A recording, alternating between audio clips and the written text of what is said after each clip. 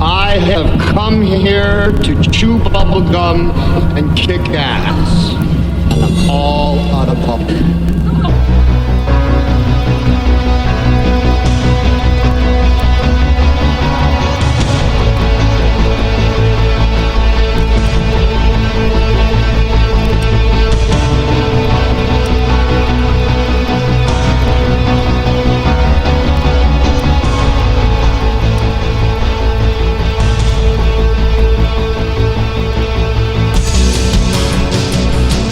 Ladies and gentlemen, boys and girls, children of all ages, let me reach over here and turn the microphone volume down because there's too much red.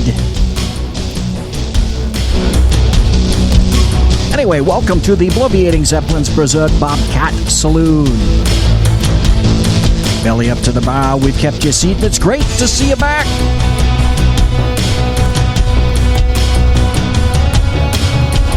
Black Bait, our finest bartender, is gonna be pouring tonight. He pours with the best of them, and the lava lamp is lighted in honor of our guest, our very special guest, Sir Kenneth of McClenton. We don't water our drinks just like we don't water our conversation, politics, religion, crime, culture, economics, race, sex, science, law. We talk about it all here at the saloon. Nothing is sacred. Well, except the speech is free, but the drinks are not. All we ask is that you flush the toilet, jiggle the damn handle, and don't forget to tip your waitress.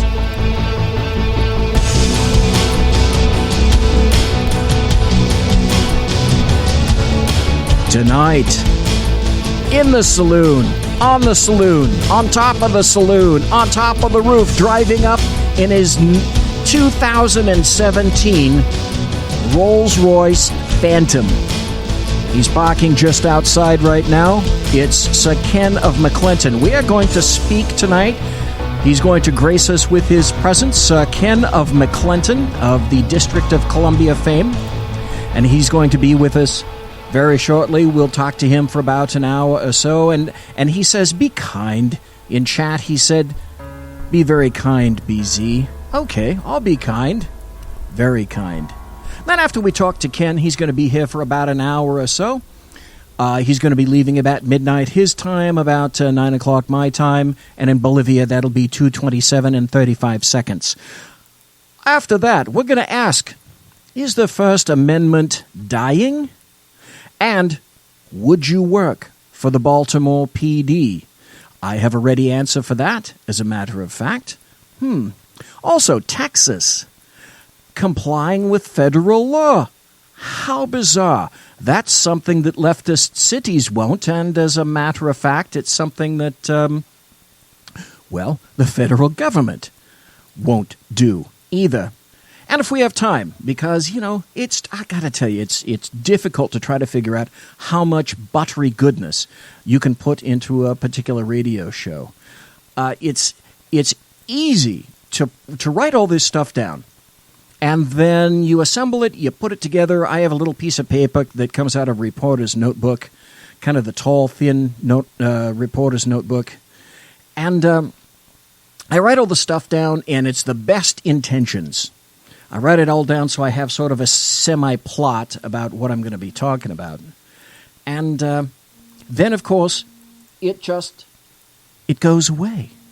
It just goes away. And nothing is as it is planned, ever. So I think that Ken is calling in because I see a number on my cell phone. But Ken, if you can call in on the SHR number, because that's the one that I've all prepped up through Skype. Because I have to admit, I am a bonehead when it comes to technology. And so, Ken, if you're listening, if you can call in on the Skype number for SHR, that would be great, because that's the one that I've got set up. If you called through my cell phone, I don't have that one set up. First, I also want to say thank you very much to the people in chat. I have Mary Brockman in chat. I have Mike in chat. Melanie is in chat. I have two viewers in chat. And that's a great place to be. In terms of organizing the show, like I was saying, there's so much stuff that I always want to get to, and then it turns out I never have enough time. I'm backed up so much stuff, I don't even get to talk about the stuff that I want to talk about. Oh, wait, here we go. Let's see if this is Ken. And good evening. it sounds like Ken. It's Ken McClenton. Good evening, BC. Well, welcome to you. Thank you. Thank you so much. Do Sean and Clint know that I'm in your studio right now? I mean, you know, I had to come through the back door and everything. No, actually, Sean and Clint couldn't give a crap less about this show. I'm just being honest, all right? They know how powerful your voice is. Oh, right. Powerful, all powerful. Of course, yeah. Sure. So is that true? Is that true? You said you have never done an interview before. Well, I normally don't do interviews. I've done interviews related to the Exceptional Conservative Network, once for an Afro-American paper. I've done a lot of interviews because of my daughter's death. All right, right. Yeah, but I try not to do interviews at all. Really, I was raised to be a point guard. My job was to be a Kevin Porter. Score 10 points, get a couple of rebounds, and make sure that you have at least 15 to 20 assists a game. Get the ball to other people, make sure that the light is on other people, and encourage other people to be great. And the reward comes not with the points, it comes with the assists, knowing that you help someone get to where they need to be. So that's why I really, and if it were not because of your friendship, I would be very leery in terms of doing an interview. I normally don't do them, so this is very special to me. Well, thank you very much. I should remind everyone that we signed a voluminous contract before Ken came on. It was 7 pages, and Ken asked for an addendum. The addendum was another 3 pages, so that came out to 10 pages. Now that's single spaced and both sides of the paper. But it's taken us, what would you say now, Ken, about 4 or 5 months to come to negotiations and come to fruition with this contract. Well, and I don't want to make it sound like it was a very lengthy experience. No, even though we did have to go through the European courts to make certain that we were in alignment with the United Nations. But, you know, I appreciate the fact that the 400 attorneys that we used to put this particular document together are worth their weight of salt. I really do. Definitely. And I'd say, as I say customarily, we rushed this through committee in about, I'd say, six months or so. And it took top priority. We had our top men on this. Top men. Top. Very top men. Anyway, thank you very much. But I do want to bring up the point that in subsection A of Article 2, okay, hang on. Chapter 3, the green M&Ms are not separated from the brown M&Ms. So I'm going to have to talk with the attorneys after this interview on what type of remittance can be made here. I'm not petty. I'm not that kind of petty person, but just that's what the document said. All right, I'm getting to it. 7. All right, here we go. No, I see what you're talking about right here. Yeah, okay. Page 179. Right, you did autograph that, though. Remember, here's your initials next to it. So that's good that you did relent on that. I find that absolutely extraordinary. Well, ladies and gentlemen, I have to tell you that it is my absolute pleasure to introduce the owner of TECN, which is the exceptional conservative network, Sir Ken of McClenton. Now, when he calls me Sir Mark, I should care to make the note that I first started calling him Sir Ken. So every time he calls me Sir Mark, he has agreed to give me a quarter in reparations for having stolen my idea. Now, we don't call it reparations here. We call it 2/3 of a reparation. But that's just a little bit of a background into this. Anyway, it's the exceptional... Oh, I'm sorry, sir. Yes. Yeah, I just don't know why y'all white people need reparations. You know what I'm saying? After true. 400 years of being in slavery, I just don't understand how Me neither. I'm supposed to be paying you, knowing, brother, that I ain't got that kind of cash to begin with. Me neither. My brother from another reparations. mother. I need reparations to pay reparations. No kidding. Sir Ken of McClenton. Here he is, live and direct on the Berserk Bobcat Saloon. Oh, wait, I'm sorry. It's Saloon. Ken. It's the lawn. Yeah, It's the lawn, girlfriend. Yes, it is. I'm afraid it very well may be from this point out. Now, I should tell those people who, and there probably aren't many, who are listening now for the first time, either live or in podcast and in chat. And I have a lot of folks in chat now. That's really nice. I'm glad to see everyone came over. A lot of people came over from Ken's chat room. But some people not. We did promise them cocaine. So that is true. and what is the cocaine capital on the East Coast, Northeast? Well, of course, that would be D.C. So that's good to know. Didn't you have a mayor? Let's see. What was that guy's name? Marion Barry. That's right. Marion Barry. Did you not laugh like a bastard when you heard all the crazy crap that was going on with him? Every time he opened his mouth, some new and unique shite came out of it. And was he not just absolutely brain-glazingly entertaining for you? I mean, he had to be. I am telling you, he is in the hallmark of hallmarks. One of the most, long before there was a mayor of Toronto who kept the flames aglow. Oh, the big fat guy, right? The fat white guy. I can't remember what his name was. That guy was entertaining too. He reminded me of the big fat white comedian that used to be on Saturday Night Live that gripped his chest and fell over dead of a heart attack. And I have to tell you, quite frankly, you've seen me. You have seen me, Ken. You have seen me live. You know why I'm called Zeppelin. For people that don't know, I'm the bloviating Zeppelin because I do, in fact, bloviate. And I'm a Zeppelin because, well, Ken knows why. And my factory-issued heart attack, I should tell you, is quite overdue. But for those people... Those people who don't know Ken has his own radio show. Ken has his own network.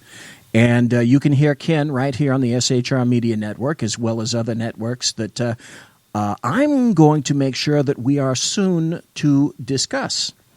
Now, the interesting thing is Ken's page, for those of you who are not familiar, says that Ken is an urban conservative whose mission is to spread the good news of Christianity, conservatism, capitalism, and constitutionalism throughout the world. Devoted to life, liberty, and the pursuit of happiness, he believes that in order to save the United States, we must mutually pledge our lives, our fortunes, and our sacred honor to save urban America. So welcome, I have to say welcome, Sir Ken of McClenton, and I truly am honored to have you on the show. So thank you for appearing. I greatly appreciate it. Thanks for inviting, BZ. I really appreciate it. And I got 2/3 of the invitation, so I know it came from Sean. You did? How did you know that? I watched him. He went to the store. He bought the most expensive 79-cent invitation he could find. And then right here on the desk right across from me, he cut out 1/3 of it and then mailed it to you. How sad. How sad. I just want to say this to people because that's a running joke with Sean and I from the very beginning of our meetings and conversations or whatever about how there's such a stereotype of racism between black and white. And the point of the matter is, I'm telling you, Sean and Clint and BZ and Sacco are the sweetest people. I know they don't want me to tell you all this, but they are the sweetest people on the face of the earth, and I truly love each and every one of them. So don't take any of that stuff seriously. There's just jokes. But the bottom line is what you all do at SHR Media for America is just blazingly stupendous. And I really love the fact that you all are so utterly honest on your show, Berserk Bobcat Saloon. So I knew you were going to say that. and also on Sackheads Radio, which is tomorrow night, 11 o'clock. So y'all come back Wednesday night, shrmedia.com, and listen to them. Y'all are hilarious. You're just absolutely hilarious. You are a plug. You are a plug merchant, sir. I'm an assist man. Listen. I'm a point guard. That's my job. I point. If I were a dog, I would be a pointer. You are the merchant of plug. That's what I have to say to you. It's funny, though. I'm going to kind of start things like this, and I've done this a couple of times, but for those people who have not listened to any kind of an interplay between me and Ken, I've only known you since that meeting at Freedom Fest last year in Las Vegas. And before that, I have to say that, as a matter of fact, in Las Vegas at Freedom Fest, I didn't even have a show yet. But I appeared, I was the guy, Ken, who had to put the board in the back of his Kraut car and drive all the way over there because they wouldn't pay for a seat for me on SHR. So I had to be the mule to load all the equipment up and take it up into my room. But anyway, that's a story for another time. But I didn't know who you were, but I discovered that for a guy, me, that was just getting into SHR and back into radio after a break of literally 40 years, you were remarkably accepting of me. And the thing that I still find astounding is that you took a chance on a guy that up to that point you'd never set eyes on, and you asked me to be a Monday regular on your show. And I thought that was absolutely incredibly, it was trusting of you. I was an unknown quotient. I was an unknown entity. You had no idea who the hell I was. We met. We had a great time. I was able to meet Mrs. Biggs. Yeah. You and I shared some stuff on the radio, and I still, at that point, there's an ebb and a flow to a radio show. There's an ebb and a flow to your network. There's an ebb and a flow to SHR. I had no idea what the hell that was. And at that point, I had no idea really who you were and how you fit into that network. And that said, to this day, I am still very grateful. I have to state this up front. I'm very grateful for the time and the opportunity that you gave me to kind of get my feet back into a radio. I was on a whole bunch of stations, and it was so long ago that it really doesn't even matter. I had a hell of a time, and then I had to get a real job. Yeah. So in the meantime, I have to tell you, thank you for letting me on your show, for having the trust and confidence in me. And I have to say that meant a great deal to me, to the point that whenever I get the opportunity, I have to thank you, because quite sincerely, that was a break. You had no idea who I was. I didn't even have a damn show at the time. I was not even really all that much affiliated with SHR.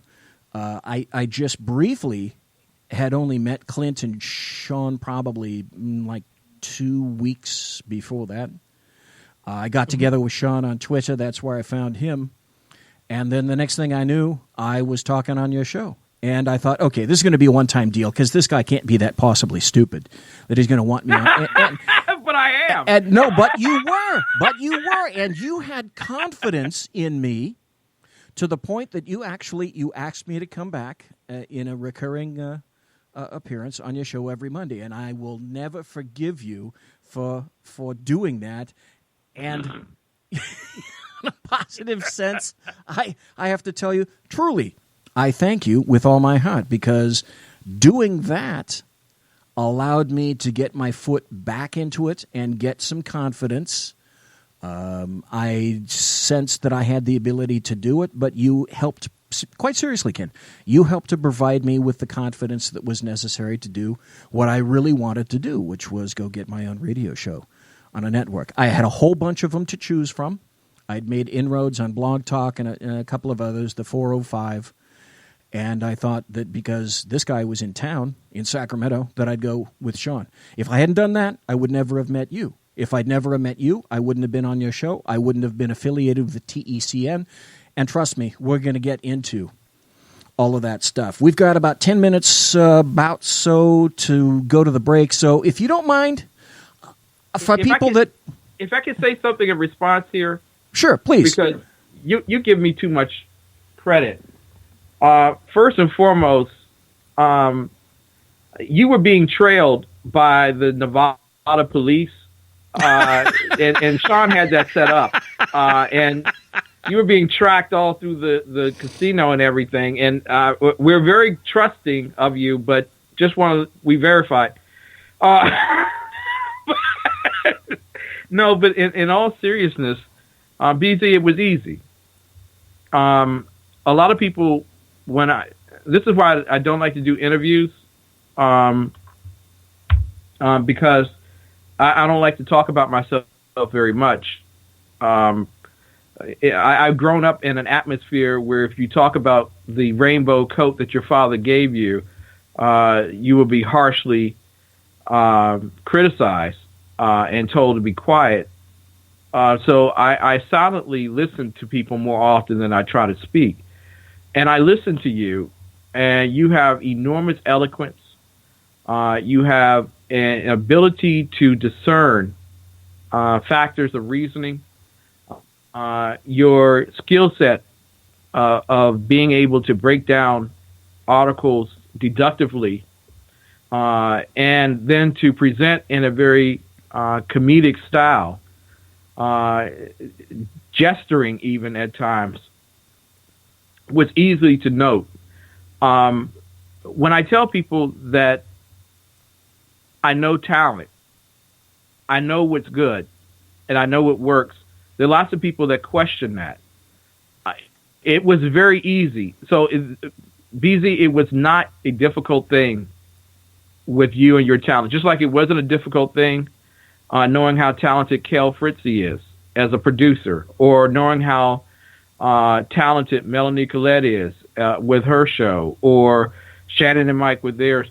I know talent. I can see it. I can hear it. I can feel it, and I know what works with people. You got all of the skill sets that are necessary to be successful, and your writings also prove that. So really, I think thou dost credit me too much. You are a true research and literary genius.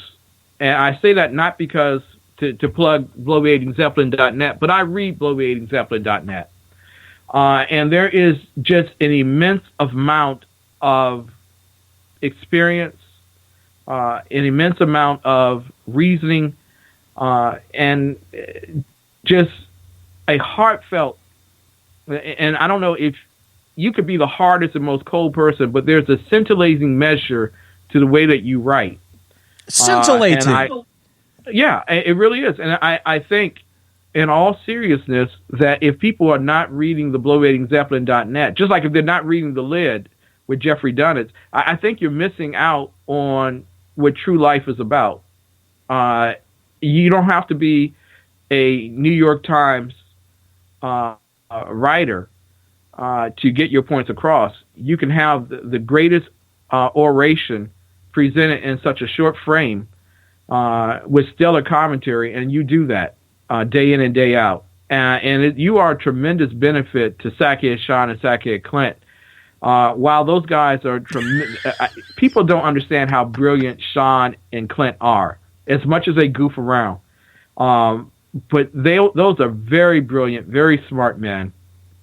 And quite frankly, the three of you all together on a Wednesday night is radio history. And people should listen and tune in to you and listen just as abruptly as they would any other great force of theater, of media. You all just do a tremendous job. And so you are a great talent, without a shadow of a doubt, very easy to see. And I can't see but anything more than greater success for you and so many others that actually have just allowed me into their lives. A lot of people who I've noted had great talent said no to me. And, well, they're not on radio anymore. They would have been. But There you go. Ken, and I have to thank you for that, because except for a few select edits, that's going to be my next promo. So thank you very much. Don't think I wasn't recording this. Dip, dip, dip, dip. Okay, new promo. It's all done. Hey, I got to ask you, though.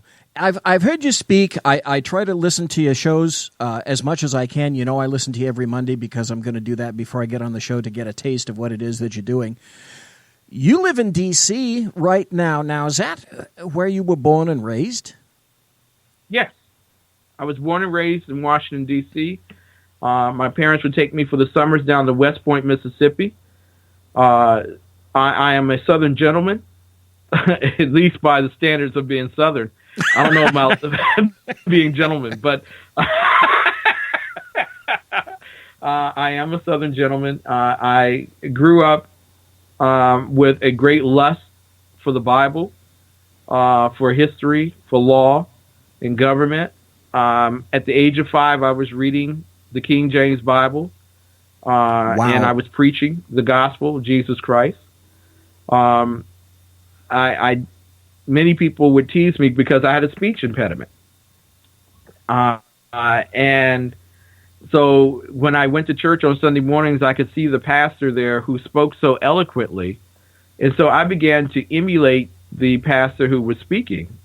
And eventually I began watching television and watching the news with my father, the 6 o'clock news with Max Robinson, and also with oh my God, the all-time genius of propaganda news on Channel 9. I can't think of CBS. His name just escapes me. You're not talking about Walter Cronkite or Dan Rather. Walter Cronkite. There we go. Thank you very much, Walter Cronkite. And I used to emulate Walter Cronkite, CBS News. Excellent. Well, you are clearly an educated man, so I have to tell you, or I have to ask you rather, are you self-educated, or did you go to a university? Did you go to a law school? Because I could tell you, just by listening to the way that you speak and the way you craft a lot of stuff when you talk, you're educated. I don't know in what fashion. Did it come from the school of hard knocks or otherwise? Well, actually, I studied. I started out in public school, and because I was the shortest guy in the classroom with a speech impediment, you know how that worked out. Not well. But I want you to know the ladies loved me. Excellent. And my father decided that he would leave a job that he really loved doing to go to a higher paying job, and also to begin working days. He worked 2 jobs during the day and a job at night to put us all into private school. And I remember my father, who I loved so dearly. He's still alive. I love my mom. I love them so much. God bless him. I remember when my father, and forgive me, I'm not out of control, y'all. Sometimes I get emotional. Forgive me. I remember my father coming in at 7 o'clock at 7:30 in the morning, and he would bring a box of Montgomery donuts, knowing that we were not supposed to have that kind of sugar that early in the morning, but my dad would do it anyway. We got about 30 make seconds. Sure that we got. Okay. No, go ahead. We got about 30 seconds or so before we hit the break. Okay, well, yeah, you go to break, and then I'll come back, and I'll say the rest of it. Okay, thank you for it. No, that's all right. Thank you very much. Ladies and gentlemen, boys and girls, children of all ages, we are listening to Sir Ken McClenton, the Exceptional Conservative, on the Exceptional Conservative Network. We shall be right back. Conservative media done right. You're listening to the SHR Media Network. Breaking news. According to the latest report coming out of SHR Media, a merchandise store to support both the Reaver of Common Sense and SHR Media has just been unleashed to the general public. Be forewarned that this site can be contagious and numerous items can be purchased to support the best news programming. Go to Reaver.one website and click on the store link to check out the merchandise. Hello, I'm Matt, a student at Hillsdale College. Here is Hillsdale President Larry Arnn on the continuing relevance of the Constitution. Many argue today that the Constitution is outdated because it addresses problems peculiar to the 18th century. Some parts of the Constitution do read rather quaintly. Consider the injunction against titles of nobility in Article 1, Section 9 of the Constitution. But is that so outdated? The purpose of the injunction is to prevent the government granting special privileges to some for partisan reasons. This strikes at the heart of the rule of law. The crony capitalism so common today is a place where the government bestows favors and tax dollars on some businesses to give them a leg up over others. This is exactly the kind of thing the Constitution was meant to prohibit. The Constitution is not so outdated after all.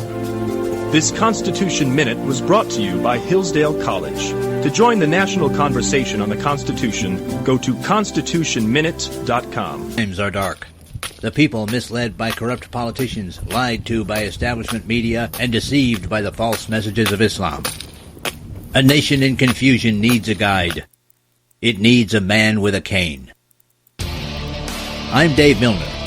Join me on Spreaker, SHR Media, High Plains Talk Radio, Live Rebooting Liberty, and YouTube for a unique brand of commentary on the unpleasant blind guy. Because truth is not always pleasant. In a world controlled by corrupt politicians, You got a business. That you didn't build that. a team of ordinary men emerge from the ashes to give voice to the voiceless and hope to the hopeless.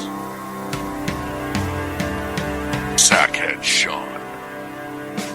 Dude, I'm not saying cough for stupid promo. Sackhead Clint. All good friends of ours usually show up drunk. Also starring Socko as the producer. I'm a little bit drunk, 'cause I'm drinking. They are the Sackheads Radio Show. Every Wednesday at 8 p.m. Pacific on SHRmedia.com.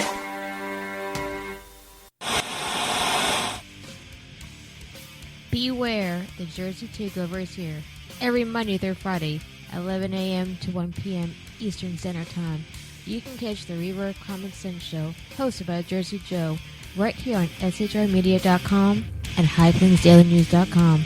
Only Jersey can deliver hell like no one else, so consider this your fair warning.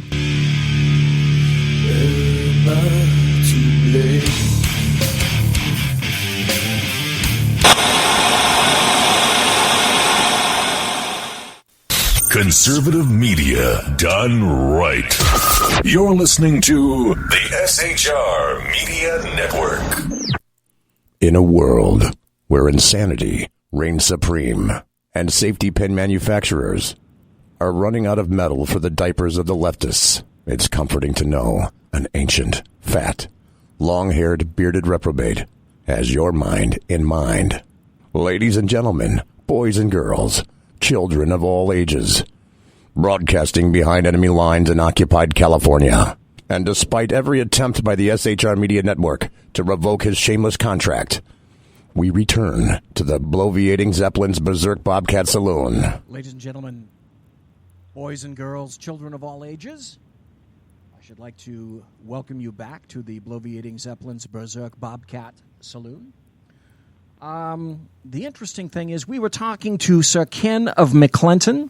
He is the exceptional conservative. He is, in fact, the original Sir Ken. And Ken, before we took the break, you were talking about your father and your mother. And if you would continue on that, please. Where you were going. my mom was a stay-at-home mom. She gave up her career as a nurse when she had my eldest sister. So she stayed home with us for the rest of our lives, and she taught us to read very early and to write and to do math, and she would take us to the library. My father took it to heart what it meant to be a godly provider for the family, and he worked 2 jobs during the day, and at night he worked at the U.S. Senate office. And one day, one night I came to my father. I was like in 4th grade. They had told me in public school that I was literally a malfeasant, that I was a malcontent, that I would never be anything. And while I do show signs of being smart, that that there's just no hope for him. And so they were going to put me in a special ed track. And if anybody knows what the 1970s, if anyone knows what 1970s were like, there were only 2 tracks for kids. One, you were either going to make it through college, or you were going to begin making, planters out of clay down the basement. That would be it. So my father said at that point, listen, I know I'm not making very much where I am, and I do like what I'm doing, but I need to find another job, and I will work during the day, but I'm not going to have my boys put into the special ed track. And so he had me. He worked 3 jobs all the way through the weekend, except for Sunday, which he went to church and made us all go to church. And I went to my father one night before he woke up. I was in 4th grade, and I saw what he had done to make certain that my life would be better. And I told my dad, I bent down next to him while he was sleeping. I said, someday, Dad, while you clean the floors of the U.S. Senate, someday I'll be able to speak from them. And you could see this, in all the midst of him being so tired and worn, and you could see him aching and hurting. He just had a big smile come over his face, and then he went back to his groveled look. But that was the hope and aspiration of my father, that we would have a better life. So my education has been as much an experience of going through public and private schools and then on to college, but as much as my parents fostering in me a desire to learn at a very young age. My mom used to take us to the library. She didn't take us to the park. She used to tell us as we were walking up the hill to the library, "You're going to be like the rest of them. You're going to be different." And we would have to read. You had astounding parents. Absolutely. No, listen. No, trust me, my parents didn't do that for me. At 4th grade, to say that to your father, you had a maturity far beyond your years. I wouldn't have been able to have the wherewithal to say that to my father. I was no more cognizant or self-aware than a nematode or an actual toad at that age. Now, I have to say that's quite impressive. But number one, your dad did what dads did in that age, and your mother did what mothers did in that age. So God bless him for that. And then you became a self-educated man. Exactly. And later on, reading Bastiat and von Mises and others, I had always been a conservative. In fact, when you see my kindergarten picture, while everyone else is wearing a dashiki with their fists held up in the air, I had on a red blazer with a emblem from Europe on it, with a gold tie and a gold shirt, because you always got to look good. Okay, that's what my belief was. Don't think I don't know what a daishiki is either. All right. Hey, when I was a kid, I wore Nehru jackets when I was in my teens. Yes. Wow. So we were primed to be conservative. We really were, and it was an amazing thing. I grew up telling people that I loved Nixon, and then my parents would be so ashamed being in the company of black people who hated him. Son, this isn't the place to talk about those things. I mean, what's a 6-year-old kid supposed to do but tell you that Nixon's cool? Right. Right. Not in D.C. Not very much. Do you all understand what he's doing with China? That's a real cool thing, man. Yeah. Hello. Yeah. Square peg, meat round hole, Ken McClenton. because he fits so well in your public school system. That must have been just absolutely terrible, trying to fit in an area where being conservative was so incredibly uncool. It was so uncool. You were cool before it was cool.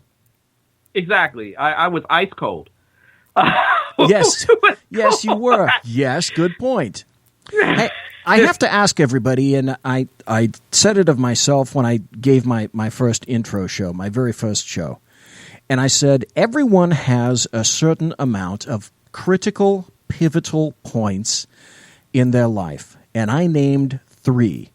I suspect I know one of yours. I don't know if there are any others, but I mean, when I talk in terms of pivotal points in your life, it's a point where you were on a particular track. Something occurred, unforeseen, and you went in an entirely different direction, and things changed. It was a paradigm shift. It was a sea change. Were there any particular pivotal points in your life? I think that point came as I was graduating from high school. And I graduated 3rd in my class out of high school. Outstanding.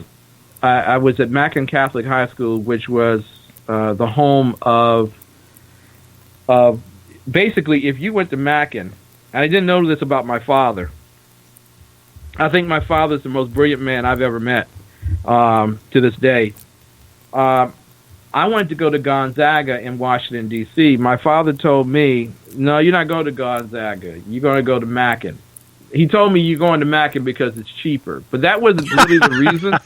If you went to Mackin High School, you were going to be either an ambassador or a politician or somewhere in the field of government in terms of leadership. Really? Yeah. That's what, I mean, Mayor Fenty came from that particular school. Many council members from Washington, D.C. came from that school. Johnny Dawkins, great Stanford college coach from that school. So you were going to be a leader. And I remember the principal putting the gold medal around my neck upon graduating 3rd. And he whispered in my ear, I didn't think you were going to get this award. And I whispered back to him, but I did. It was at that point. Good for you. Good for you. It was at that point that I realized that the world isn't fair and that you can exceed beyond the expectations of others while still being just who you are. And that you're going to have nemesis throughout your life. There are going to be people who are antagonistic towards you. One, they're jealous of whatever your gifts are. Even if you could just be the cool. I think you and Sean and Clint are just the coolest people in the world. Thank you. You don't have to show off how brilliant you are when we're sitting around. And the professor too, underground professor, when we were there, we were just sitting around, we were talking. But you could tell in that circle, there is an immense genius. When I went to 4th grade at St. Thomas More school, they told my father, he's not special ed, that boy's smart. When I went to high school, they tested me and found out I was a genius. So literally, if I had gone along the track of what the public school wanted, I would have been, of all men, most miserable. Yes. But because my father took the risk and the sacrifices, I was able to find out so much more about myself and to aspire to do a whole lot more. And actually got my associate's degree in English in a year and a half from the University of District of Columbia. And I was taking like 20 credit hours a semester, and I was bored. And so I just knew college was not going to work for me. And I ran into a lot of liberal professors who didn't like me because of my conservative viewpoint in the classroom, especially when I showed them up. And I'm quite certain Melanie can appreciate that. There's always going to be one in your classroom who's going to show you how much more brilliant they are than you, which means that you're not going to graduate too soon. So I left college and I went into the field of financial services and spent most of my life in that, as well as I served for a stint with the Pentagon as an ombudsman for the voting assistance program, and also served in the federal government at the D.C. level in terms of being a program analyst for the control board, which was the D.C. Financial Authority, as we oversaw the city that Marion Barry left behind after a crack vial. So, yeah, no kidding. Now, that makes perfect sense. Now I understand why it is that you're so well-versed in taxes. When you were discussing, you had that lengthy series of talks about what to do with your taxes, how to do your taxes. Now I completely understand where that comes from. That makes perfect sense now. Well, that was one pivotal point. Were there any others in particular? Well, of course, one of the most pivotal points of my life was meeting Mrs. Biggs. I'm always tell everyone I'm a better father than I ever been a husband. I'm a terrible husband. Terrible. In the words of Charles Barkley, terrible. Terrible. I'm a terrible husband. And I met my wife after a divorce. I returned back to church. See, only when bad stuff happens do you return back to God. Okay, you know what I'm saying? Imagine that. Yeah, that's a shocker. Didn't happen to me either. No, nothing like that. After Jesus, just about you were right. Jesus, meeting the Lord in a closet. So when I married Francine and we brought together our two families, my daughter Jasmine and her daughter Shanice, we became one family, and we raised them in the fear and admonition of the Lord. They graduated with honors from high school. They graduated with honors from college. Good for them. We made certain that they didn't date until they were out of high school. And yeah, I was a very strict father. I was the kind of dad who wanted to go with you wherever you were going. You know what I'm saying? Oh, yeah. Yes, with daughters? Oh, yes. Oh, yes. Wait a minute. Now, the five of you girls are getting together and you're going to the mall. I'll take you.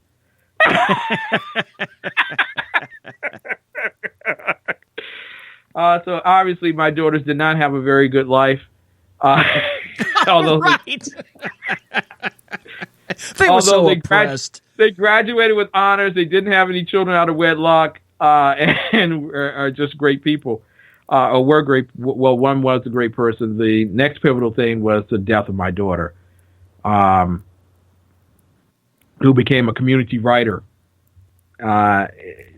She graduated with honors from Syracuse. So I'm thinking, if I can get you the heck out of Washington, D.C., I sure enough will. If I could, we got to find you something out of Washington, D.C. But she wouldn't leave.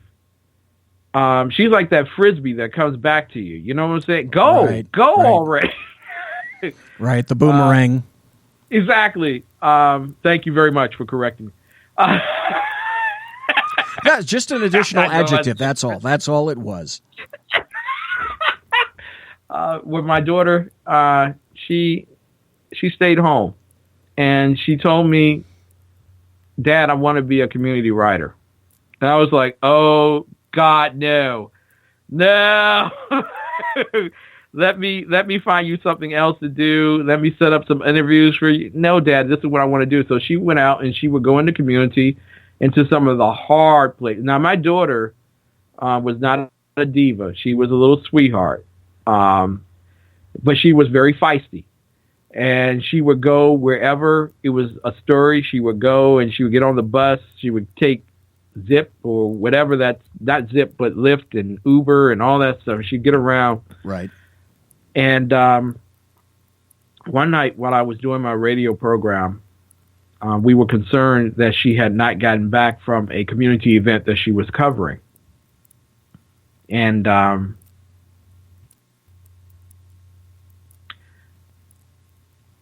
she sent a note to my wife via text.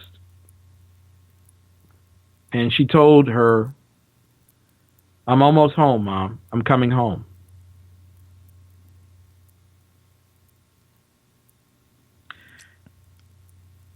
And she didn't come this way. She actually went home. Yes. As she was crossing the street to leave from one bus to get to the other, there were two gangs that were beefing and had assembled in a gas station area. And she was trying to move quickly through the well-lit place so that she wouldn't be involved, but one of them grabbed her while another pulled out a gun to shoot one of the other gang members and hit her square in the chest. And the gang member dropped her to the cold ground. And of course, there were probably screams and everything. But I'm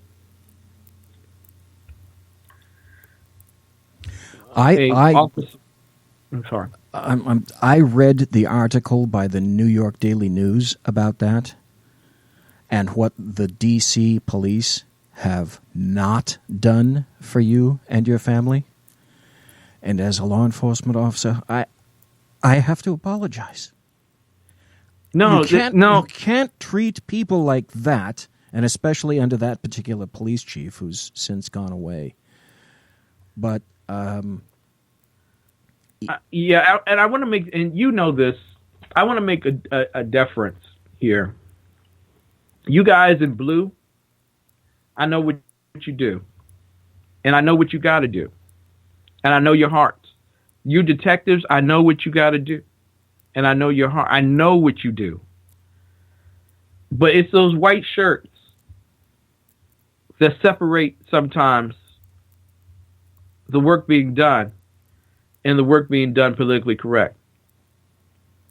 While I was grieving over my daughter's loss and preparing for her funeral, there was a council member meeting with gang members to figure out how they could build a AV park in Southeast DC so that they could be able to ride in peace. You see, it was 16 people on backs of AVs or whatever the vehicle is that were involved in that particular incident. They killed my daughter. And I know that the police do all that they can, but one of the major problems is in urban America is that you have a culture of death. You have people who are okay with murder. You have people who are okay with unresolved homicides. You have people who are okay with missing persons and human sex trafficking, because it doesn't affect my side of the community. See, that's what y'all go through. It doesn't impact me. And politically, I already agree with abortion, and I already agree with assisted suicide.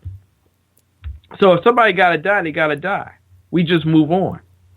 And we have politicians who are groomed that way. They want to find the camera to be the ones that say, hey, I'm here to help you in any way possible, but they're praying that the camera goes away in 72 hours so that it's no longer an issue. And to this day, I keep my daughter's issue as front and center as it possibly can be, because I know what happened. My daughter lived a very godly life. She wore a chastity ring on her finger, and it was on her finger at her death. She was waiting for her husband to come. And the greatest blessing of all is that she received the perfect husband in Christ Jesus. But I know what cops go through. And I feel you. I read those stories, Ken, and I have to tell you, I was embarrassed. It embarrassed me. I worked homicide. If I didn't give it my all, then I shouldn't have been there. You do what you can, but in today's climate, I find it embarrassing. My troops didn't act like that. I wish I could affect more people, And on behalf of the people who really do the job in law enforcement, I grandly apologize. I love you, BZ. It shouldn't have to be that way. And I'm glad you're not giving up. And I'm glad you didn't leave. And I'm glad you decided to stay. And that you're doing what you're doing now. Because your voice needs to be heard. It's clear, it's true, it's honest. And you have to continue fighting. I'm not giving up, and I certainly know that you're not. No. One of the things I always told my daughters is to never give up, never give in, and never give over. And it was a crushing thing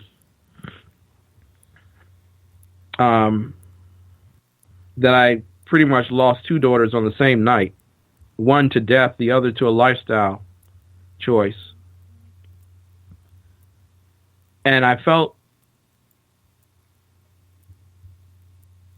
challenged like I had never been challenged before. If anybody wants to know if there's a God, I want to tell you that there is. And it's not just a God, there is the God. God has comforted me. He's matured me. He's prepared me for battle. And through all the turmoil, as I dedicated the show in its origins in 2011 to God, I dedicate the network as well, the Exceptional Conservative Network. God gave me the opportunity to share my grief with the world, to bear my burdens with the world, to discuss matters with comedic intellect,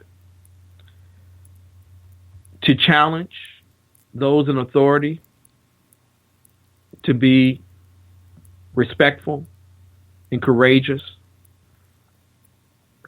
And I believe that God's using me as his vessel.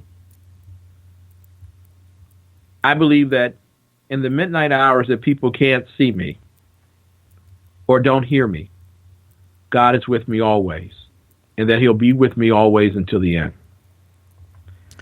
And I tell you, I'm not perfect, but I believe God is with me. You are an incredibly strong man, as obviously is your wife. It's my absolute pleasure to be associated with you, to appear on your show. I thank you for appearing on mine. Thank you. It's going to be a great time again when I see you in Las Vegas in Freedom Fest. Mm-hmm. I have to thank you ever so kindly for being on my show. This is one time where I'm really glad that there is no video because you don't want to see me with the Kleenex. Yeah, I feel you. God bless you, BZ. And thank God for what you do. Thank you ever so kindly for deigning to be on the show. I greatly appreciate it. Folks, we've been speaking to Ken McClenton. Ken, now it's my turn to ask you, and I feel so happy to be able to do this. Where can we see you and find you? If you're not looking in the post office, you're probably looking in the wrong place. No. But you can find me on the Exceptional Conservative Network. You can find us at theexceptionalconservativeshow.com. And as well, you can find me on Facebook, on Twitter. But whatever you do, find me, because I'm looking for you. God bless you ever so much. Thank you very, very much. Ladies and gentlemen, we have been speaking to Ken McClenton, the Exceptional Conservative, on the Exceptional Conservative Network. Thank you ever so much, Sir Ken. And tell you what, folks, we will be right back.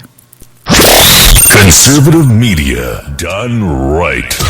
You're listening to the SHR Media Network. Hey, it's Sean from the Sackheads Radio Show. Also one of the owners here at the SHR Media Network. Are you opinionated? Have you ever wanted to do your own show? Have you ever heard somebody like the Sackheads and go, yeah, I could probably do that better? Well, now's your chance. Send me a 5-minute clip at sackheadsradio@gmail.com, and maybe you can be part of the SHR broadcasting team. sackheadsradio@gmail.com. Times are dark. The people are misled by corrupt politicians, lied to by establishment media, and deceived by the false messages of Islam. A nation looking for direction needs a guide. It needs a man with a cane. I'm Dave Milner. Join me on Spreaker, SHR Media, Pundit Press Radio, and YouTube through the SHR Media page for a different kind of commentary on the unpleasant blind guy. Because the truth is not always pleasant. In a world controlled by corrupt politicians, You got a business. That you didn't build that. a team of ordinary men emerge from the ashes to give voice to the voiceless and hope to the hopeless.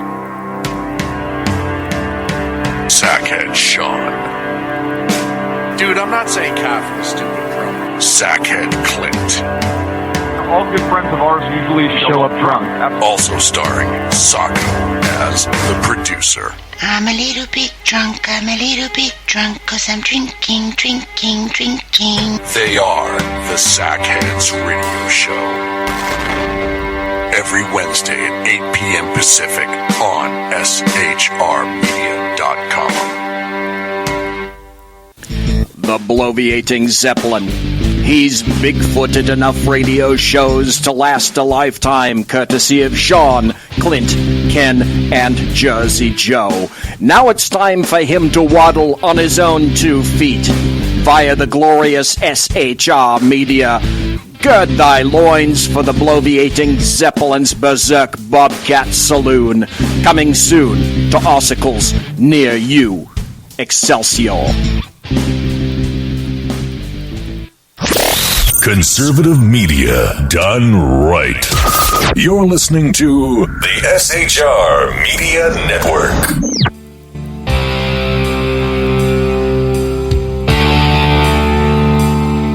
Ladies and gentlemen, you are in fact listening to the SHR Media Network. We were speaking to Sir Ken McClenton. The past half hour, we learned a lot about Ken. He was gracious enough to give us an interview when, in fact, he really doesn't do many interviews at all. And again, Ken, thank you ever so much for calling in, and thank you ever so much for sharing a lot of what was going on with you. Folks, if you don't already, and I'm sure the people that are in chat, and we've got a lot of people still in chat, thanks to you folks. We've got Mike, Melanie, Mary Brockman. Kel is in chat. Ken is here, but I'm sure he's going away because pretty soon he's going to have to go night-night because it is after midnight now on the East Coast. The amendment, the First Amendment in the United States of America, I fear, is moribund, meaning that it's dying. It wasn't meant to be this way, but it's been killed as much as humanly possible by leftists, by Democrats, by progressives, anarchists. And speaking of anarchists, now you see now what it is that these people are in fact made of. They're not protesters. They're rioters. And further, they are anarchists. Now they're simply rioting because of the sheer joy of it. They enjoy it. And they will continue to enjoy it as long as there is no response or pushback. And to this point, there isn't. We discussed Berkeley PD last week. We're going to be talking about Baltimore PD before the show wraps up today. But before we get to that, the First Amendment, because of what's happening with these alleged protesters who are in fact rioters and anarchists, Antifa and anarchists, progressives, the aided and abetted by the American media maggots trying to suppress our speech and our freedoms, when in fact what they're doing, the American media maggots are doing, is eventually they themselves will become suppressed. And even some Republicans who lack testosterone or the requisite estrogen, they're helping. They're not stopping this. They're not standing up for the First Amendment. It's sad. It's to the point now where you have to listen to this. This is how social justice warriors, who are represented sometimes by anarchists, this is what they want you to think and hear. Hi, everybody. This is Gatsad for the Sad Truth. It's only a few minutes ago that I posted my last Sad Truth clip, and as I was perusing through Inside Higher Ed, which is the outlet wherein I had gotten the article that I referred to in my last clip, I noticed another column called Conditionally Accepted, and I'll provide you the link to that particular column. This is Inside Higher Ed, and the authors, the contributors to that column, all manifest something that I thought that I would discuss briefly today. And so go with me, roll with me on this, if you will. I'm going to come to a point. It's going to be a little bit of a roundabout way of doing it, but we're going to start with social justice warriors. Many of these fields, popular culture and women's studies and postmodernism and African American studies and ethnic studies and all those other types of fields.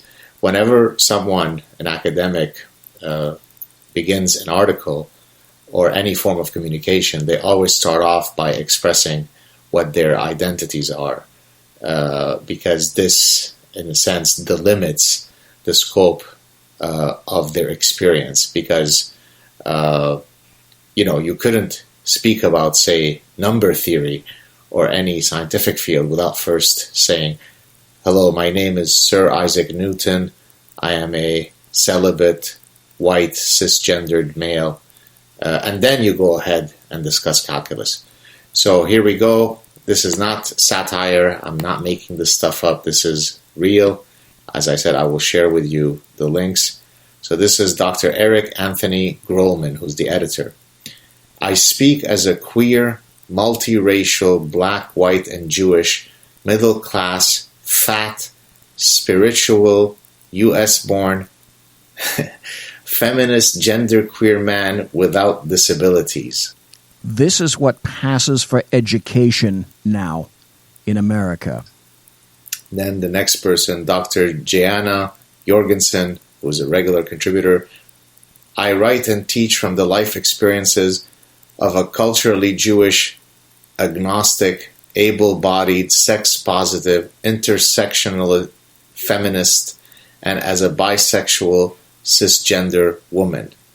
Now, do you understand what? Now, with that considered, let's go forward now to college campuses themselves and free speech on college campuses, because that's from which this concern of mine stems. And one of my favorite individuals, I'll always go to him. I'd remind everyone, let's listen to Tucker Carlson.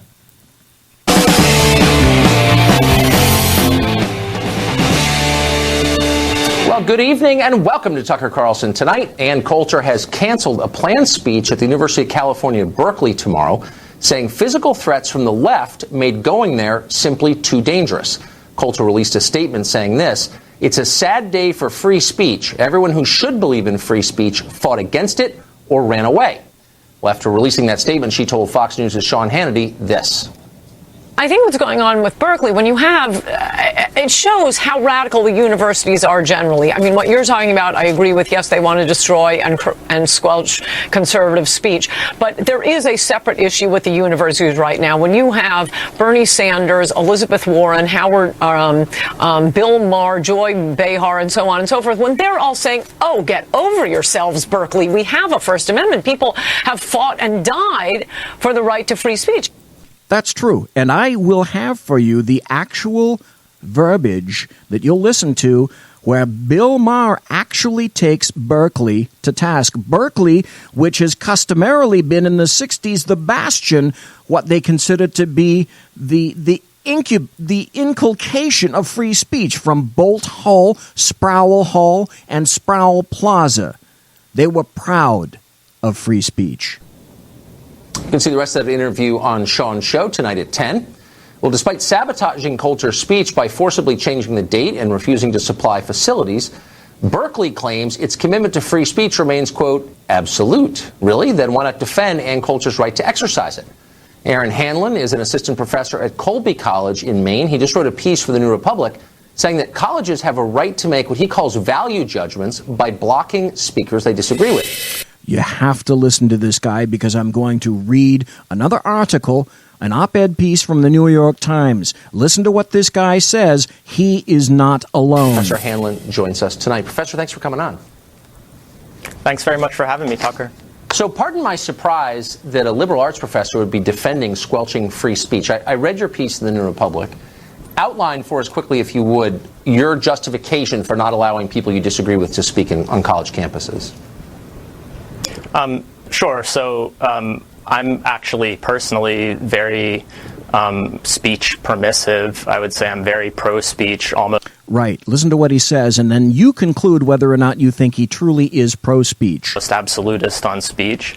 But my view is basically that universities, institutions of higher education should be able to make value judgments about quality of speaker, not ideological tests, not about whether the speaker is not mob rule or popularity contests, but judgments about the quality of the speaker and that speaker's suitability for a speech at an institution of higher education.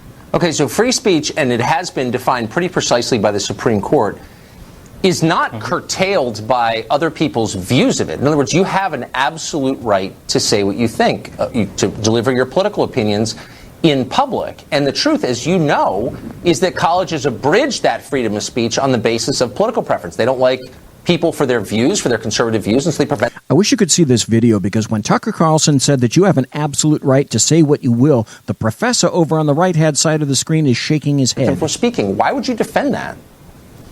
I wouldn't, in fact, and that's not the argument. The argument is not that there should be a test based on the political views of the speaker. The argument is that there should be a consideration of the relative quality of the speaker and the suitability of the speaker for the educational mission of an institution of higher education. So it's not freedom of speech, it's the quality of speech. That's the big determinant. Okay, so those are so subjective, those terms, that they allow a college to stop speech they disagree with, which is, of course, exactly what happens. I can't think of an occasion in the life of Colby College, for example, when conservative students have stopped a liberal speaker. It's always the other way around. So what are the criteria? Why is Ann Coulter, for example, who's raising big public policy issues, immigration, why is she not suitable? Well, a couple of points on this. One is that if you look at, it's a wonderful service by the Foundation for Individual Rights in Education. FIRE provides a database of disinvited speakers or disinvitation attempts. And if you look at that, you'll see that it's actually not always from the left that the disinvitation or no platforming happens. So I want to just correct that. But the thing is, the fact of the matter is... Can you name a single example where a speaker has been physically prevented from speaking by conservative students? Aha. Damn Tucker Carlson for asking for specifics. Pregnant pause. I know basically that Barack Obama and Alice Walker have been sort of denied, or at least attempted. No. Sort of. They were not stopped from speaking. Nobody put their bodyguards in the hospital. Nobody threw rocks against the building or pounded on the windows. Conservative students have not, that I'm aware of, and I would denounce it immediately if they did, stopped any speaker, and yet you see it on the left, and yet your piece doesn't say one word about that. I wonder why. Well, I actually am pretty explicit in that piece and in other pieces about my opposition to any kind of violent or disruptive protest of any speaker of any ideological persuasion. Right, so I wouldn't defend any of that type of action. And at Berkeley, of course, the conflict is not just left-wing radicals being violent, it's also right-wing radicals putting on body armor and coming there for a fight as well. Okay, but the right-wingers, to the extent they exist, are not the ones who stopped a series of speakers from speaking. They were 100% on the left. And you don't mention that in your piece, and you don't suggest any punishment for those people if you're... That's right. That's called action-reaction. The action was on the part, the negative was on the part of leftists. Imagine that. Near free speech absolutist as you claim you are, what should happen to people who prevent someone from expressing his or her political views? Well, as I've said and as I've made very clear in my public writing, I do not support anybody of any ideological persuasion forcibly shutting down speech. The issue is that conservative groups on campus have intelligently discerned a strategy whereby they invite speakers who are deliberately provocative, often not interested in actually debating ideas and fulfilling an educational mission in their visits to an institution. It's their job for speakers to fulfill an educational mission. Who determines that mission? Leftists? They invite those speakers, and quite frankly, a lot of people on the left fall into that trap. That's right. Leftists, anarchists, they're the victims. So really, you're blaming the victim here because people are, quote, deliberately provocative. Can you hear yourself? You're a college professor, and you're against intellectual debate that's, quote, deliberately provocative. Shouldn't it be deliberately provocative? Intellectually provocative, I mean, intellectual debate was the word that you used, but I don't think I would characterize Milo putting up pictures of students and professors and at his talk and making fun of them as intellectually provocative. That's provocative. And there are plenty of places that students, faculty, and anybody else can go to get provocation that's not particularly well thought out. I mean, that's what the internet is for. So should we then turn our institutions of higher education... Okay, note that comparison to the internet. Put it back in your brain because this guy is not speaking to another guy, and we're going to talk about the internet again. Remember what he just said. Into a kind of Wild West style sort of recapitulation of the internet. You should allow some diversity of views, and you don't. And so you're saying basically these people's views aren't worthy of hearing. We're editing them out. Why not burn their books? Why is it different? What you're suggesting? No, it's a serious question. Because you can read their books. No, I take the question seriously. I mean, the point is that a college has a mission that extends beyond simply provoking students with whatever material is out there. There's no ban on students reading Ann Coulter's books. But there's a ban there's on no hearing. ban on students getting involved. Oh, stop. What do you think would happen if a student walked into a class at Berkeley carrying an Ann Coulter book? In any kind of politics. There's a ban on hearing Ann Coulter on campus. And colleges, as you know, blame the speaker for inciting the violence of others who disagree. And I guess my question as someone who says he supports free speech... Mary Brockman says, just wait till they censor the internet. And Kel Fritzy says, Mary, exactly. Don't think that that's not the point. And in this particular segment, I'm going to tell you how Google views that. So good point, Mary and Kel. Where is the punishment for the people who are prohibiting the exercise of free speech? Why aren't you mad at them? You seem to be blaming the people who dare to have ideas you don't agree with. Oh, I mean, I'm of course mad at people who are shutting down speech forcibly, right? What should happen to them? I think that should they be expelled? I'm not really in the. It's not my interest in adjudicating punishment to these people. Why not? In other words, because it's not my role. I mean, I don't do that. I'm not a disciplinarian. You just wrote a piece making apologies for people who shut down free speech, trying to create an intellectual framework to justify fascism in effect. And now you're saying I can't comment on that? It's a really simple question. If a student prevents a speaker from speaking, what should happen to the student? It's a question that's beside the point of the argument, which is that colleges should be able to have standards for the speakers that they bring. Yeah.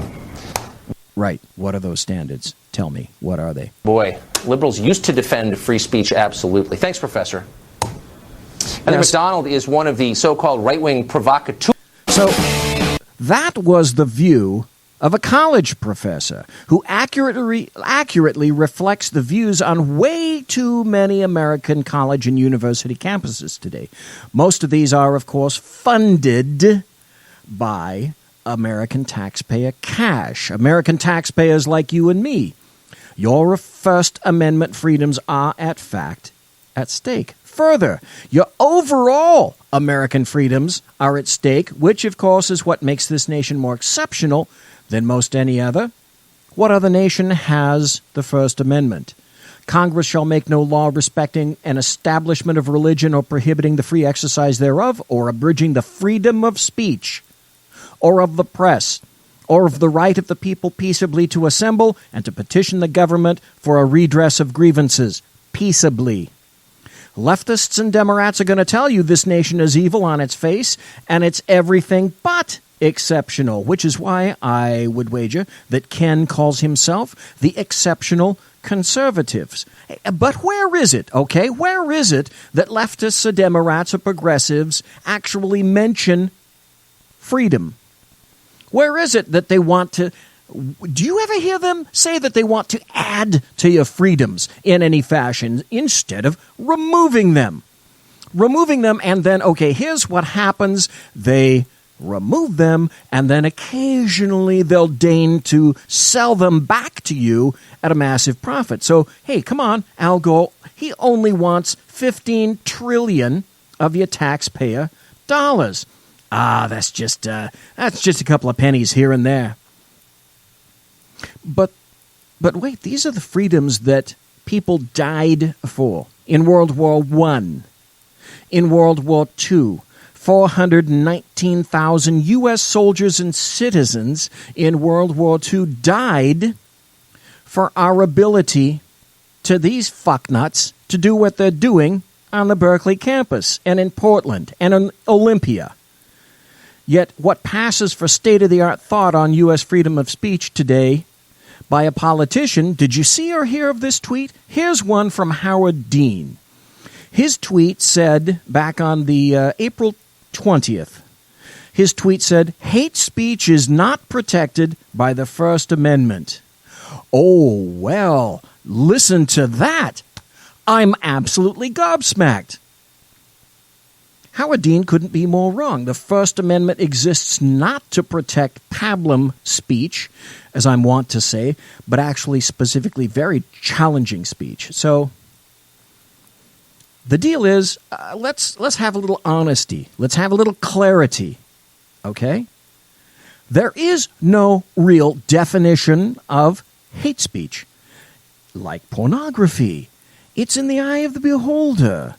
The unsaid, though, crux of the biscuit is this. It's who determines hate speech. That's the key. Who gets to say what hate speech is and isn't? Well, courts have ruled that the First Amendment doesn't protect outright threats, speech that would tend to provoke like a personal fight between two people, and child pornography. Hate speech is not included as an exception. KKK speech is protected. Symbols like a burning cross are protected. The Westboro Baptist Church is protected. Here's an interesting point that I dug up from PolitiFact. The Supreme Court has established a general principle that a government administrator can't decide to charge a group a higher fee for an event security based on anticipated public reaction to the context and the content of the event. And a lower court found that this applies to colleges, too. So if Berkeley's basing its security decisions on what it expects Ann Coulter to say, that could be a problem. Now, in chat, they said that Ann Coulter was a coward. She didn't follow through with what she said. She said it, but there was no follow-through. Does that sound familiar to any group of other people that we're dealing with recently. Well, you know what? I told you that we heard that one particular professor who was speaking to Tucker Carlson. That's what one professor thinks about free speech. But I told you that I was going to read to you an example of another article written in the New York Times op-ed section of what passes for state-of-the-art thinking on U.S. freedom of speech today.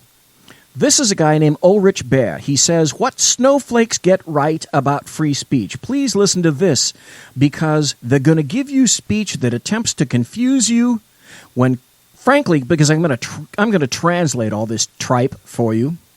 Let's start the article. Widespread caricatures of students as overly sensitive, vulnerable, and entitled snowflakes fail to acknowledge the philosophical work that was carried out, especially in the 1980s and 1990s, to legitimate experience, especially traumatic experience, which had been dismissed for decades as unreliable, untrustworthy, and inaccessible to understanding.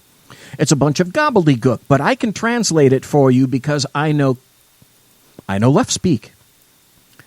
The translation is, the surfeit of emotional sensitive snowflakes are in fact traumatized by certain speech. So their horror should not be delegitimized. The article continues. The recent student demonstrations at Auburn against Spencer's visit, as well as protests on other campuses against Charles Murray, Milo Yiannopoulos, and others, should be understood as an attempt to ensure the conditions of free speech for a greater group of people, rather than censorship. Roll with me here. Liberal free speech advocates rush to point out that the views of these individuals must be heard first to be rejected. But this is not the case. Universities invite speakers not chiefly to present otherwise unavailable discoveries, but to present to the public views they have presented elsewhere. When those views invalidate the humanity of some people, they restrict speech as a public good. Translated. Censorship isn't really the removal of free speech, it's a guarantee not to offend. Offense is a much worse condition than that of the removal of speech itself. So, restricted speech, he's saying, is a public good. All right? But listen to this. In such cases, the cases being when those views invalidate the humanity of some people, in such cases like that, there is no inherent value to be gained from debating them in public. In today's age, we also have a simple solution that should appease all those concerned that students are insufficiently exposed to controversial views. Remember what I said before? He writes, it's called the Internet, where all kinds of offensive expression flourish unfettered on a vast platform available to nearly all. Perfect. Okay, so what he's saying is, who needs actual speech, right, in public? Just go to the Internet. Meanwhile, we as leftists will keep our politically correct stranglehold on what it is that you can hear and read in public. He continues writing, the great value and importance of freedom of expression for higher education and for democracy is hard to overestimate. But it has been regrettably easy for commentators to create a simple dichotomy between a younger generation's oversensitivity and free speech as an absolute good that leads to the truth. Translated, leftists prove there is no real good or bad. There are simply events that occur to them on their world. They occur on a sliding scale, created of their own highly informed, intuitive thinking. Their thinking is the best. I got a little bit less than a minute to go to the break, so we'll continue. So, hear what they say. We would do better to focus on a more sophisticated understanding, such as the one provided by Lyotard of the necessary conditions for speech to be a common public good. This requires the realization that in politics, the parameters of public speech must be continually redrawn to accommodate those who previously had no standing. I'm going to do the translation, then we'll cut to a break. So you see, they have a latch on sophistication, on intellectualism. They write a sophisticated understanding.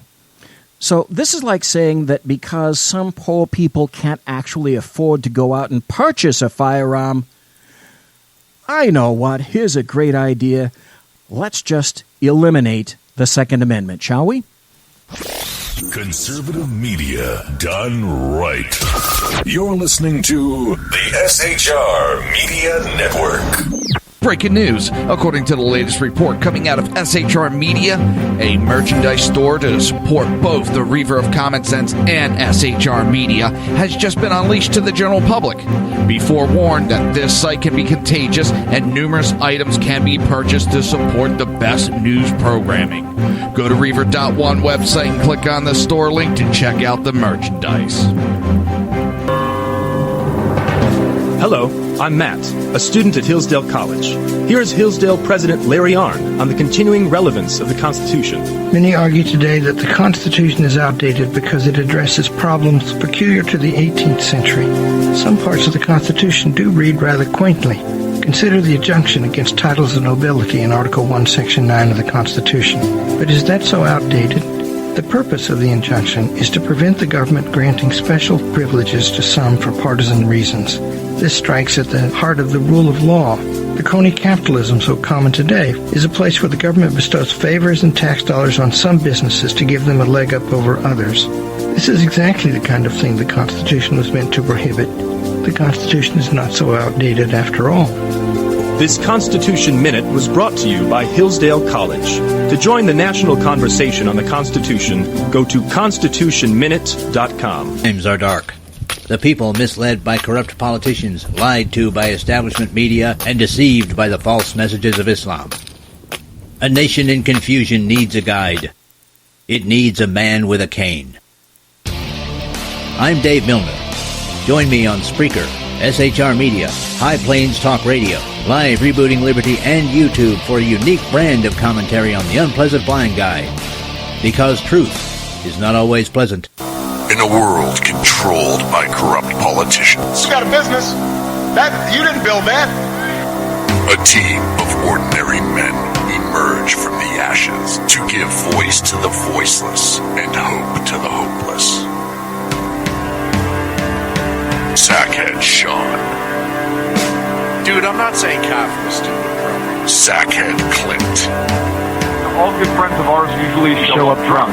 Also starring Sako as the producer.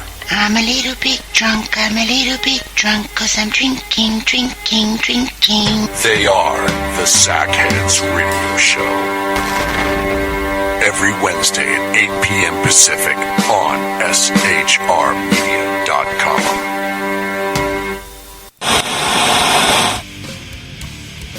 Beware, the Jersey Takeover is here. Every Monday through Friday, 11 a.m. to 1 p.m. Eastern Standard Time.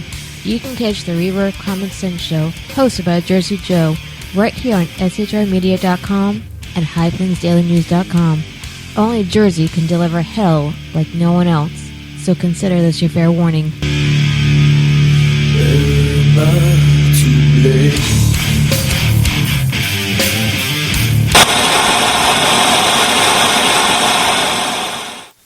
Conservative media done right. You're listening to the SHR Media Network. Hey, it's my own show. So you know what? I ought to be able to debut my new promo here because I got so tired of hearing that I've bigfooted all these shows, blah, blah, blah. Yes, Ken was very kind. The Reaver of Common Sense, Jersey Joe, was very kind. I appreciate all that. So here's this is the premiere of my new promo. And I thought, hey, if I can't play it here first, where can I play it? Featuring right thinking from a left brain and doing the job the American maggots won't. BZ is fundamentally changing America one diaper at a time. Just when safety pin manufacturers are running out of metal for the diapers of the leftists, where the speech is free, but the drinks are not. The bloviating Zeppelin's Berserk Bobcat Saloon can be heard every Tuesday and Thursday night, commencing at 11 p.m. Eastern and 8 p.m. Pacific, where pushback is a requisite art form in and of itself. Let your ossicles be truly liberated when you listen to the bloviating Zeppelin's Berserk Bobcat Saloon, only on SHR Media Network. No ferrets were harmed in the making of this ad. Tim Hart is the man.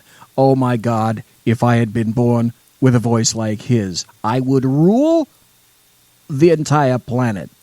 So we're talking about free speech. We were talking about a particular article written in an op-ed piece from the New York Times by a guy named Ulrich Baer. And so he continues to write, the idea of freedom of speech does not mean a blanket permission to say anything anybody thinks. Let me read that again. This is what's considered the state-of-the-art intelligent thinking by, quote, educators in America. The idea of freedom of speech does not mean a blanket permission to say anything anybody thinks. Yes, it is. You lie. The exceptions I already delineated earlier in the show. They've been delineated by U.S. courts. He writes, it means balancing the inherent value of a given view with the obligation to ensure that other members of a given community can participate in discourse as fully recognized members of the community. Number one, what the fuck does that mean? And number two, what does that paragraph mean? It's nothing but mush. Okay, so that's why you listen to me. I provide this accurate translation for you. If only one of a delineated set of protected species are offended, even in the slightest, that speech is deemed hateful. He writes, free speech protections, not only but especially in universities which aim to educate students in how to belong to various communities, should not mean that someone's humanity or their right to participate in political speech as political agents can be freely, listen closely, can be freely attacked, demeaned, or questioned. Translated, speech is now hateful when you question someone. Here's a sentence that doesn't even warrant reproducing in its entirety. The beginning of the sentence was sufficiently stupid for me to reproduce it. Unlike today's somewhat reflexive defenders of free speech. Okay, reflexive defenders of free speech. In times past, that was considered a positive feature. Remember that? Remember when? A wonderful attribute. Now, according to educators, that's a glitch, it's a quirk, it's a serious problem requiring repair. He writes, what is under severe attack in the name of an absolute notion of free speech are the rights, both legal and cultural, of minorities to participate in public discourse. Okay, anyone listening in chat, anyone listening live, people listening in podcast, please tell me right here in chat, send me an email, send me something on Twitter @BZEP. Let me know where the rights, both legal and cultural, of minorities to participate in public discourse are being quashed. Examples, please. Be specific. He writes, we should thank the student protesters, the activists in Black Lives Matter, and other, quote, overly sensitive souls for keeping watch over the soul of our republic. Right, of course, there you go. Thank Berkeley, thank Antifa, thank the anarchists, thank the U.S. universities for rioting and burning and blockading and threatening us so that opposing views can't be even remotely considered on campus. Remember, we talked about closed campuses? Oh, those are really closed campuses now. They're actually closed campuses. Certainly with regard to alternate views, to theories, to speech. Closed. Done. Gone. They're walled off. It is truly it's suppression of speech by violence on the part of leftists. My favorite judge, what does he have to say about this? I'm curious. More campus lunacy, this time, once again, from the New York Times. It published an op-ed agreeing with campus rioters and protesters. It even suggests that free speech should be restricted with new, quote, parameters to marginalized, like illegal immigrants. By the way, this is a reaction to the article that I just read to you. Here's what's going on. New York University professor Ulrich Baer, he wrote this, quote, the idea of freedom of speech does not mean a blanket permission to say anything to anybody that anybody thinks. It means balancing the inherent value of a given view and putting parameters around that to make sure the marginalized are protected. Joining me now, Fox News senior judicial analyst Judge Anna Napolitano. Who sets up those? Who gets to decide the parameters? The listener gets to decide what he wants to hear, and the speaker gets to decide what she wants to say, and the government has no role in it. That's not me. That's the Supreme Court of the United States on the First Amendment. Now, NYU is a private institution. They can do what they want on their private property. But these two instances, the white supremacists at Auburn's owned by the state of Alabama, and Coulter at the University of California, that's owned by the state of California. The states are required, and everything they own is required to abide the First Amendment. All right. So does the First Amendment protect hate speech? Yeah. It absolutely does. Of course it does. Mary Brockman in chat says, how can restricted speech be free? The answer, because you're free, clear-thinking individual standing up on your own 2 feet is... It's not, if it's restricted. Yeah, but only liberals, but not conservative free speech, right? I mean... Yeah, you know, I condemned the Bush administration when they created free speech zones. If you wanted to say something, you wanted the president to hear, you had to be 3 miles away, which obviously means he can't hear it. And the New York Times condemned them as well. Today, the New York Times is supporting the concept of free speech zones and no free speech zones on college campuses. I mean, cut it out with the zones. I mean, weren't the founding fathers against censorship-type parameters? I just want you to understand, stay with me on this. I want to get you all excited here. They protected extreme speech because with that sunlight, you can find out and flush out the people who really hate freedom. The KKKers, the people who do racial injustices, or the Nazis or Islamic jihadis. You want to hear that hate speech. That's exactly right. You let people die in the light of their own words. Without the light shining on their own words, you won't be able to discover what it is that these people really stand for. That's why free speech exists. They frequently take the spear and push it right into their own hearts, willingly. Because you know who those guys are. You are exactly right. If hate speech is criminalized, it will go underground, and you won't know who the haters are. The whole purpose of the First Amendment is to encourage and facilitate open, wide, robust, virulent, I'm quoting Justice Douglas now in a famous case involving free speech, even vicious speech, because the conflict of ideas produces the sunlight of which you speak. Challenge people's truths. Don't treat these kids in colleges like they're snowflakes. Not my word, but the word today. Expose them to all sorts of ideas. The First Amendment was not written to protect speech we like because we like it. It doesn't need protection. It was written to protect speech we hate and fear. Correct. Absolutely correct. That's why we have Howard Dean said Ann Coulter does not have a constitutional right to basically say hate speech. Well, Howard Dean is absolutely wrong. He's a physician. He's not a lawyer or a constitutional scholar. And the Supreme Court has been very clear that hate speech is protected. I'm not even so sure that her speech is hateful. But whatever they paid her to say, they have an obligation now to provide that forum, to let her speak, to make sure she's not drowned out, and because the First Amendment has two sides, to make sure those who want to listen to her can hear her. That's the point. Those conservative groups are now apparently suing the University of Berkeley, UC Berkeley, because they're saying it violates our constitutional rights. Do they have a standing here? Do they have a case? Okay, this is a good point that I should make clear.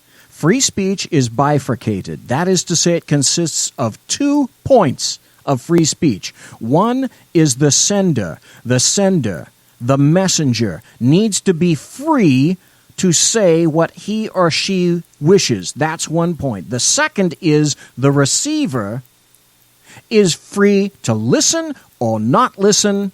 If you don't want to listen, you walk away. Your job is not to suppress the messenger. That's its bifurcation. They didn't, but when I read the documents today, I've come to a different view. Their argument is that Ann Coulter was banned because the administrators hate her message. That's called viewpoint discrimination. Princeton can do it, private university. A university owned by the state cannot, because the First Amendment comes into play. So if they can prove, the people, the plaintiffs in this lawsuit, who are Conservative students, groups, yeah. correct, if they can prove that the University of California exercises viewpoint discrimination against conservatives like Ann Coulter or David Horowitz, another one whose speech was canceled there, they'll have a very substantial case. On the other hand, the litigation itself should be enough to provoke them to permit Ann to speak and to protect her and to protect the listeners. I think UC Berkeley is afraid. They feel like they don't have the smarts to take her on. What a debate that would be to have a UC Berkeley professor take on Ann Coulter, right? It would be a great show. Why not just An do it? absolute great show, and Fox should cover it. They should just do it. And that's the point. That is exactly the point. I've played a couple of Milo cuts, not nearly a fraction of the ones. If you have some free time, go to YouTube and listen to a Milo speech. Because Milo, this is the point of it all. And the judge was just saying it. Kel Fritzy, thank you for the props for the promo, by the way. He was saying, listen, do these people on the left have the intellectual capacity to reply or to provide a cogent argument against what the speaker is saying in the first place? Now he wonders if they really do. You listen to any particular Milo Yiannopoulos speech, he's speaking to an audience, and he invites people to come back and to challenge him and give him facts and give him examples, and they don't and they can't, and he skewers them, and that's why they don't want him to speak. I suspect it's the exact same thing with Ann Coulter. She's pretty smart on her feet. Now, you may not exactly like what it is that she has to say, but no one, I think, can say that Ann Coulter isn't pretty rapidamento on her feet in terms of speech. The light of free speech makes the cockroaches scatter. So you know what? You have leftists, anarchists, progressives, Democrats. You got a pretty big problem when even Bill Maher mocks you. An issue that's always near and dear to my heart, the First Amendment, because Ann Coulter ran into a little problem this week. I know, we don't like Ann Coulter's views. You do? I like her as a person. Yeah, I never agreed with one thing she ever said. That's different. Okay, but I was the speaker at Berkeley a couple of years ago, and they disinvited me, and then they got their act together, and I wound up doing it, and apparently that's what's going to happen with her, I think. But Berkeley, used to be the cradle of free speech, and now it's just the cradle for fucking babies who don't. And I feel like, this goes on all over the country on campuses. They invite someone to speak who's not exactly what liberals want to hear, and they want to shut her down. I feel like this is the liberals' version of book burning. Yeah. And it's got to stop. Howard Dean tweeted today about this. Hate speech is not protected by the First Amendment. Yes, it is. Threats are not protected by the First Amendment. This is why the Supreme Court said the Nazis could march in Skokie. They're a hateful bunch. But that's what the First Amendment means. It doesn't mean just shut up and agree with me. I can't believe you have to remind liberals of this. I can't believe it either. It's a shame because liberals are creating a fantasy land on college campuses that does not exist in the real world.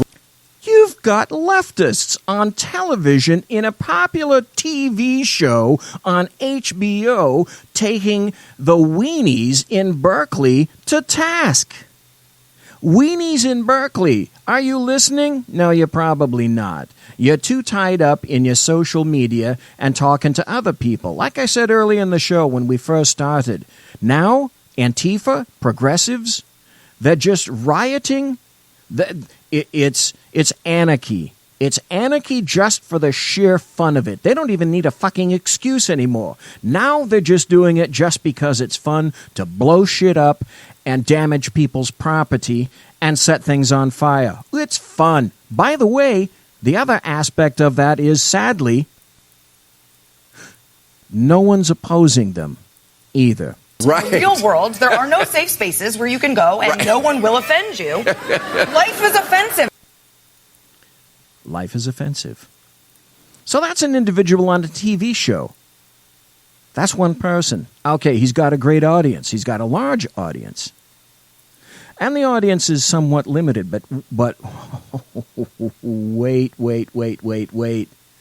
What happens when you're a mammoth tech giant like Google censoring from within? From the DCClothesline.com, here's the headline. Google's Schmidt. We're not arguing for censorship. We're arguing just take it off the page. Somebody in chat was saying, oh, yeah, the internet. It's gonna come, that there's going to be censorship on the internet. Well, guess what? Boys and girls, it's already here. Google is not going to censor their search results. They're just going to take search results off the page to essentially, this is a quote, to, quote, essentially have you not see it. What? What?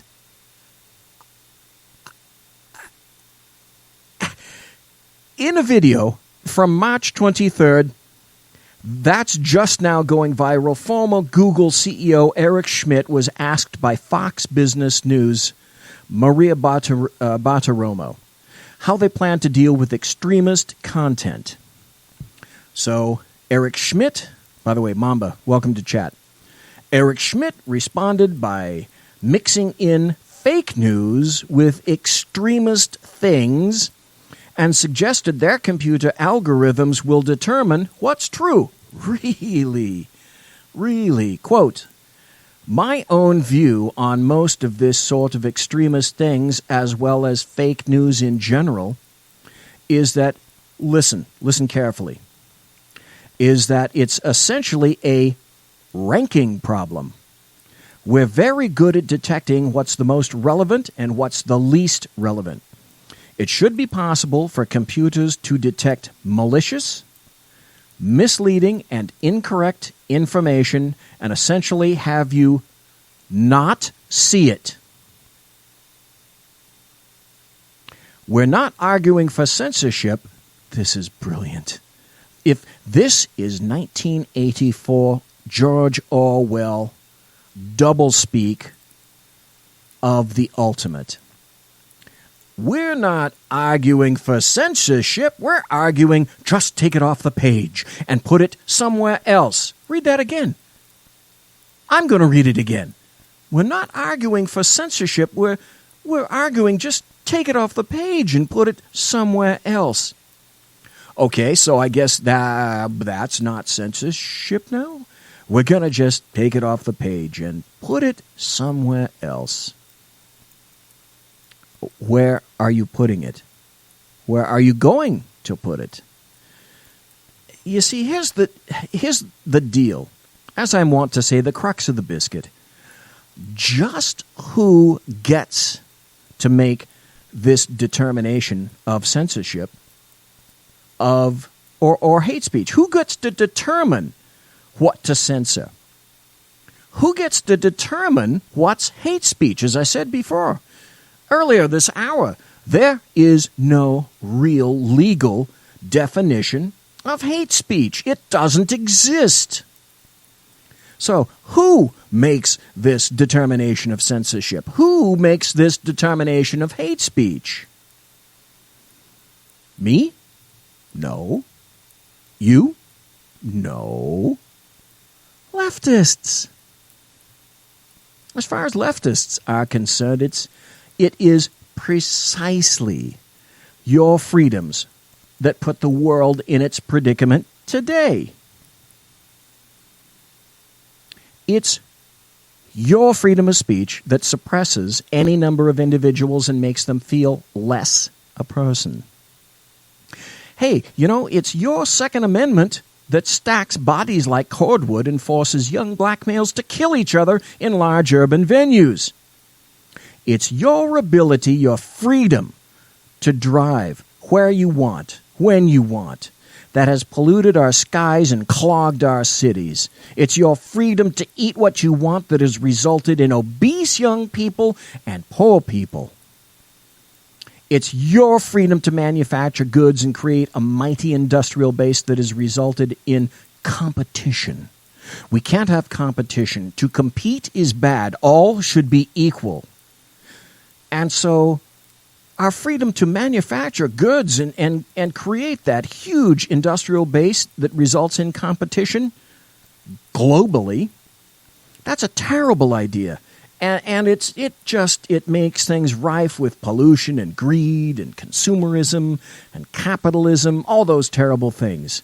It's your freedom to regulate borders, which has resulted in people unable to enter the U.S. and partake of all the free cheese we have here available. It's your freedom to be independent and sovereign, which has closed off globalism and failed to consolidate power into a smaller, brighter, more enlightened band of clear-thinking individuals, just like the fucktards in Brussels. It is the freedom to embrace religion which creates societal judgments, which conflict with secularism. Islam, not included, okay? Recognize that. When you have no Second Amendment, you have no First Amendment. When you have no First Amendment, you have no freedom whatsoever. As Europe is in a terrible, terrible cultural war with globalism and sovereignty, so is the United States. So is the United States. And just as we kind of looked across the waters and we kind of laughed at how the UK and various nations in the EU had their free speech cut off, and we kind of poked fun at our neighbors to the north when Mark Stein had his free speech suppressed, and now there are actual hate speech laws in Canada right on our border, and there are terrible hate speech laws in the UK and the European Union. We kind of laughed. And we said, oh, hey, that can't happen here. Right? You're watching it. You're watching it on your TV. You're watching it right now. And when you say, it can't happen here, guess what? It's happening here. So hate speech, when we talk about hate speech, I think you have a pretty good idea just who determines that and why. And it's all about two things. Three things, actually. The third thing is the least. It's all about power, control, and money. And you'd think that money would be number one, wouldn't you? Actually, no, it isn't. Money is number two, and if we don't do anything about the loss of our free speech right now, everything else goes down the drain. Monsieur!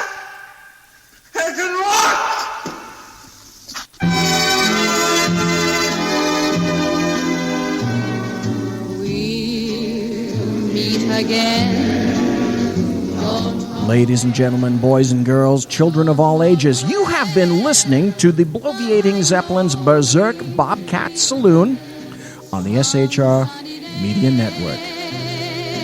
I'd like to thank Sir Ken McClenton for coming on the show for the first hour and being kind enough to talk with all of us about what's happening with himself and his show.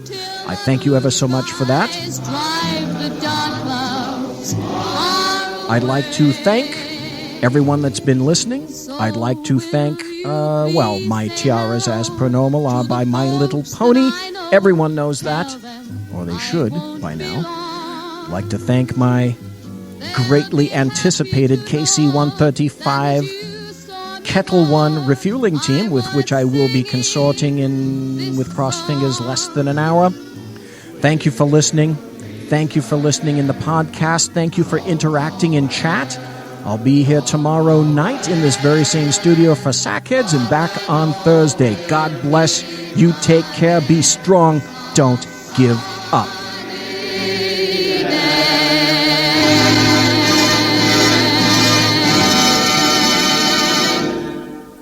Everybody quiet down now. Get some sleep. Night, everybody. Good night, Mama. Night, Ben. Good night, everyone. Good night, Mama. Good night, Daddy. Good night, children. Good night, Daddy. Good night, Elizabeth. Good night, John Boy. Good night, Jim Bob. Good night, Jim Bob. Good night, Jim Bob. What's going on? I was asleep. What's everybody doing? Good night, Jim Bob.